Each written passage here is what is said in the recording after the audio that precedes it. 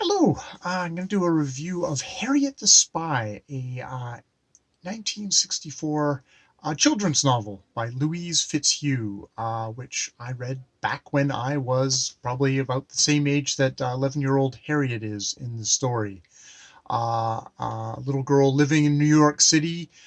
She has a wise, very practical, kind of tough as nails nanny named Old Golly, who encourages her to write in her notebook because she wants more than anything to grow up to be a writer. She writes about her friends, her family, the people that she has on her spy route. She goes around the city dressed up in her spy outfit, jeans and a blue pullover and fake glasses, and spies on people and writes down everything that she sees. It's one of these things of Old Golly has told her that you need to know as much as you can in this world to be able to get by and to survive and to thrive. And so that's what she does. The reason I've picked up Harriet the Spy and reread it is that a biography of Louise Fitzhugh has just come out by Leslie Brody called "Sometimes You Have to Lie," all about Louise Fitzhugh. Which, when I grew up, in the 80s, didn't know anything about the authors other than their names, the names on the thing, and maybe there's a little blurb on the back of the book. I don't think Louise Fitzhugh had much of a blurb on the back of her book. She was a lesbian, probably growing up, and at the time of writing Harriet the Spy, in a time when that was not going to be a selling point for the book. That was something that probably had to be kept quiet, not couldn't be open about it as much as you could be open about anything at that point, when things were still basically against the law, or being gay was a mental illness. So I was really excited to read this biography. And I was thinking about reading Harriet the Spy, but I found an almost physical reaction when I've been reading about it. Her being born in Memphis in 1928, and we had just gotten up to she's starting to write the book, and Leslie Brody has her own opinions about Harriet the Spy. At which point, I slammed that book shut as hard as metaphorically slammed that book shut. It's actually an ebook. As hard as Harriet slams her notebook shut after she's done making an entry in it, and said, okay, now I have to pick up Harriet the Spy and reread it and come to my own decisions and my own opinions and what's my reaction to that book. So that's what I'm going to give here. And then I'm going to go back to reading what so far has been a really interesting biography of Louise Fitzhugh by Leslie Brody. So yeah, let's get into it. So I think I've given you the basic kind of gist of the story. I mean, the big thing is Harriet is getting to the age where she doesn't need a nanny anymore, and in the course of this book, her notebook falls into the hands of her friends, who read the notebook and are not happy with what they see there. Harriet writes very kind of brutal, very direct observations of what she sees. It's the truth as how she sees it, and does it fairly untempered with anything else. Harriet is a prickly, sometimes really angry little girl. It's one of these striking things of later in the book, she's kind of writing her memories of her life so far. And one of her earliest memories is standing up in her crib, looking out at the park and just screaming at the top of her lungs. And it's like, to me, that's just got all the energy of Harriet in a way boiled down. It's just like she rockets all over the place. She's always running into the cook that her parents have. She obviously lives with it's a wealthy family. They have a cook. They have a nanny. I mean, it's set in the 60s. The father comes home and has his martini and wonders why, he can't be left in peace. He's got to deal with all these problems. But it's like, it's an affluent family, but she is like, she's got this kind of anger. She's got this energy to her. She's got a pretty kind of hard way of looking at things. She loves her nanny, Old Golly, who is I think of the things that I love about this book, as I read it as a kid, and even as I read it now, is that, uh, yes, Harriet's got her notebook and she wants to be a writer, and it's like, yes, that's what I wanted to be when I grew up. But there's also having Old Golly, this woman who is wise and practical and takes no guff, but obviously loves Harriet, and kind of has stuff for her. And I mean, throughout this book, Harriet is always kind of saying, well, this is what Old Golly said. Like, Old Golly says, there is as many ways to live as there are people on the earth, and I shouldn't go around with blinders, but should see every way I can.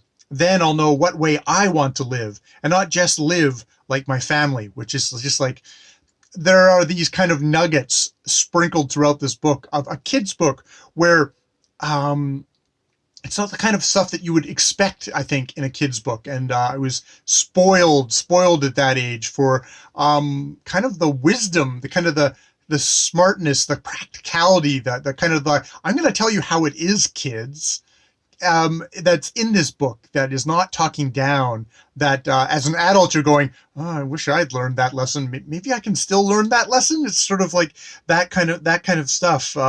It's like, Old Golly says to Harriet, life is a struggle, and a good spy gets in there and fights. Remember that. No nonsense. It's like, she is literally the no nonsense nanny.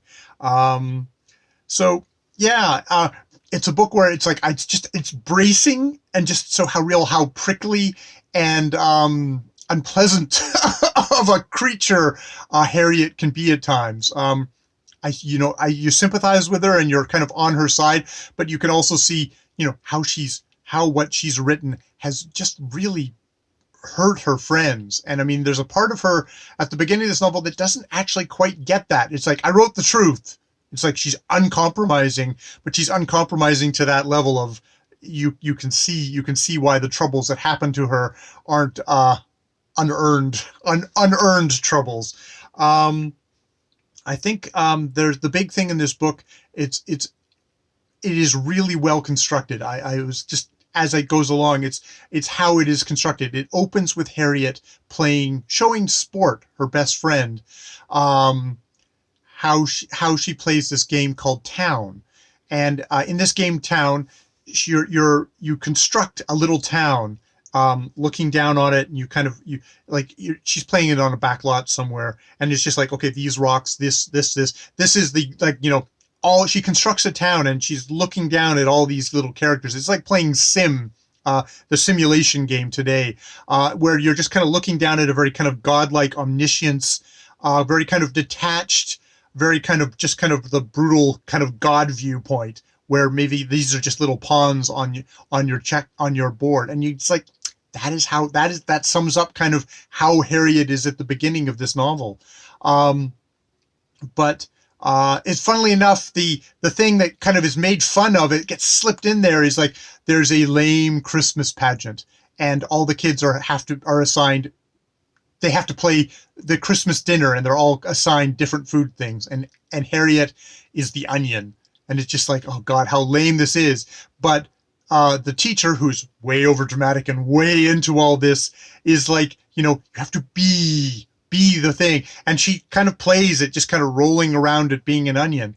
And kind of the magical thing, and the thing that kind of like surprises me at the end of this book, reading it just now, is how at the end she's like, oh, be the onion, be kind of actually kind of learning a lesson throughout this book of kind of empathy, of becoming, of kind of trying to be within, not just looking down and observing kind of in a technical way, in a very detached way, but actually kind of developing empathy and learning to actually be the onion, be her friends, be Sport, be Janie, her other friend who wants to be a scientist. All this stuff, in 1964, of like, yes, this little girl wants to be a scientist. This other little girl wants to be a writer. Sport, he wants to maybe do sports, but he's also taking care of his father. He's doing the cooking and he's doing the cleaning. It's like, this is a book that is really kind of comfortable at showing you different ways to live, and also saying, the empathy. In addition to old Golly having kind of all these words of wisdom, she also loves to do, have quotes to give Harriet from literature, you know.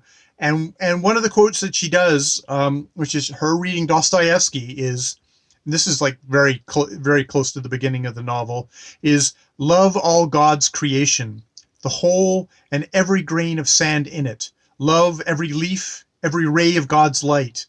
Love the animals, love the plants, love everything. If you love everything, you will perceive the divine mystery in things. Once you perceive it, you will begin to comprehend it better every day, and you will come at last to love the whole world with an all-embracing love. And that is not a quote that actually penetrates Harriet's mind when she hears it at the beginning of the novel. But by the end of the novel, that's penetrated her mind, and that's kind of penetrated the minds of the reader. I have, as a young reader, I think I had a kind of a surface love for this novel, and coming back to it as an adult, it's like, love all of God's creation, or all of creation, or all, just the universe, and empathize and be within, not kind of outside, but like, I think about reading, and like, I think about why I love novels so much. It's that I get to be other people, that I get to inhabit them. I get to some way imperfectly, get a chance to be another person, and to not just kind of be able to look at them from outside and judge them snarkily, like you're watching someone walk down the road and say, oh, I can't believe what they're wearing. But like, no, actually be that person. And that's like a wonderful, wonderful, wonderful, wonderful gift that Louise Fitzhugh gave with this novel. I might have also taken the worst lessons from this book as a little kid, going, yes, I want to write down everything and observe everything, and be kind of like a snarky, angry kid like Harriet. But I can't help but think that this is a novel that actually is kind of teaching a love for everyone, and also saying, don't just blindly follow the one. There's so many more paths in life. There's so many more paths in life, and I can see that as being a lesbian woman in the 60s, that insisting there's not just one path in life. There's so many out there, and you need to grab that. Yeah. That is my review of Harriet the Spy. I think a while ago I probably put it on my top 10 book novels or whatever, of like that I love, that made me, and it's like, wow, it's still there. It's still there. It's one of these rare books that you go back to and you go, hey, maybe I've become a little bit smarter because this book is even better than what I remembered it. Yeah. Thank you, Louise Fitzhugh. I'm going to continue on with Sometimes You Have to Lie. More videos later.